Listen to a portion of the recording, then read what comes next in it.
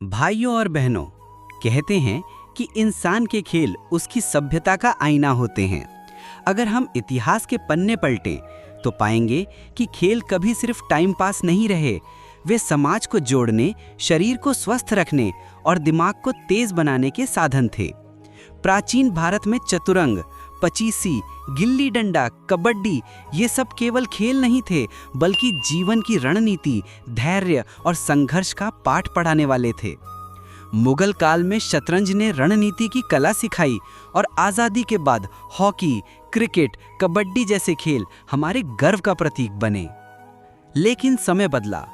पहले खेल जमीन पर होते थे, अब स्क्रीन पर होते हैं। पहले दोस्त मैदान में मिलते थे, अब ऑनलाइन चैट में। पहले खेल हमें धूप में पसीना बहाकर मजबूत बनाते थे, अब 12-12 घंटे स्क्रीन पर बैठकर हमारी आंखें, पीठ और दिमाग को थका देते हैं। मैं यहाँ किसी खेल को गलत ठहराने नहीं आया हूँ, बल्कि उस बदलाव पर बात करने आया हूँ जो हमारी नई पीढ़ी के भविष्य को बदल रहा है। वो है युवा पीढ़ी में ऑनलाइन गेमिंग की लत।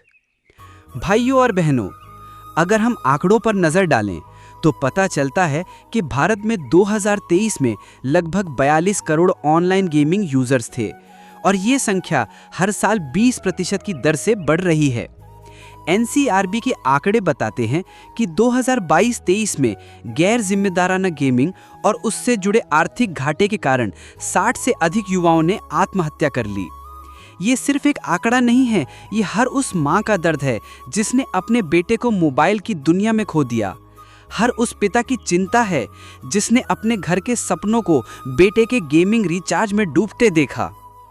मुझे याद आते है एक खबर, राजस्थान का 16 साल का लड़का जो पबजी का दीवाना था, उसने 40,000 रुपए सिर्फ स्किन और वर्चुअल गन खरीदने में खर्च कर दिए, वो भी अपने पिता के बैंक अकाउंट से। सोचिए, ये सिर्फ पैसे का नुकसान नहीं था, ये भरोसे का भी नुकसान था। भाइयों और बहनों, खेल की असली परिभाषा संविधान और समाज के नजरिए से देखें तो खेल वो है जो व्यक्ति के शारीरिक, मानसिक और सामाजिक विकास में योगदान दे। संविधान के अनुच्छेद 21 के तहत जीवन का अधिकार केवल सांस लेने का अधिकार नहीं है, बल्कि स्वस्थ, संतुलित और सम्मानजनक जीवन का अधिकार है। अगर कोई आदत हमें बीमार बना रही है, मानसिक तनाव दे रही है या परिवार और समाज से तोड़ रही है, तो ये हमारे मौलिक अधिकारों पर भी असर डालती है। लेकिन मेरा उद्देश्य केवल समस्या गिनाना नहीं है, क्योंकि भाइयों, समस्या गिनाने से समाधान नहीं आते, बल्कि समाधान गिनाने से समाज बदलता है। और समाधान के लिए पहले हमें जागरूक होना पड़ेगा। यही मैं एक बात दिल से कहना चाहता हूँ, जैसे हम अपने खेत की मिट्टी को समय समय पर देखभाल करते हैं, वैसे ही हमें अपने दिमाग और समय की भी देखभाल करनी होगी।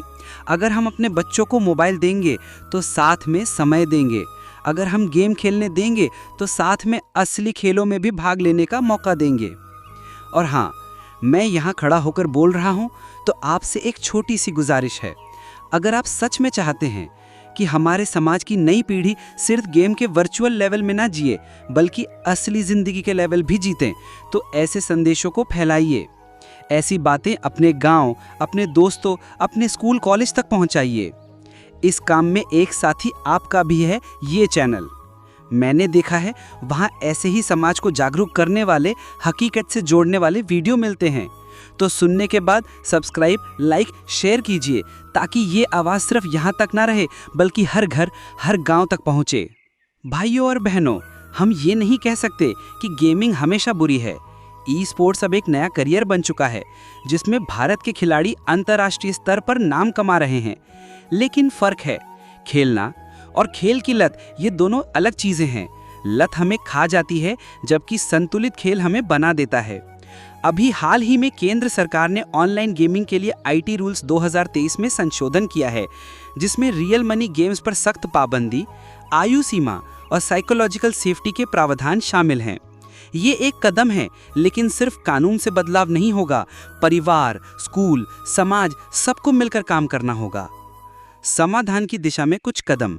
सबसे पहले, माता पिता के लिए डिजिटल लिटरेसी ट्रेनिंग, ताकि वे समझें कि कौन सा गेम सुरक्षित है और कौन सा नहीं।